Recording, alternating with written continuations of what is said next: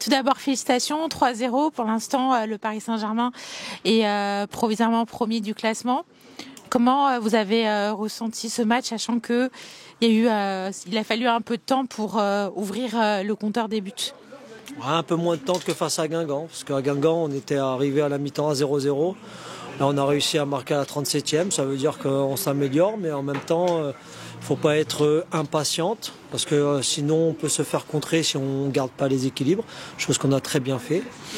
Il y avait cette volonté de déplacer ce bloc, la volonté de se créer des occasions et de faire la différence rapidement, mais bravo à elles, parce qu'elles ont été très patientes et très calmes. On remarque au sein de ces 3 premiers matchs de la saison que les buteuses changent à chaque fois. On a l'impression au PSG, presque n'importe qui peut marquer. Je pense que c'est un point fort.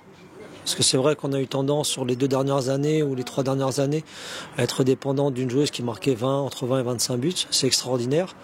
Mais quand pour l'instant on les a pas, on essaie d'avoir une animation offensive homogène, c'est-à-dire qu'on souhaite que le danger vienne un peu de la droite, de la gauche, dans l'axe, sur coup de pied arrêté, sur des frappes lointaines. Voilà, on va essayer de travailler ça et d'avoir un maximum de choses dans notre palette offensive pour créer de l'incertitude chez l'adversaire.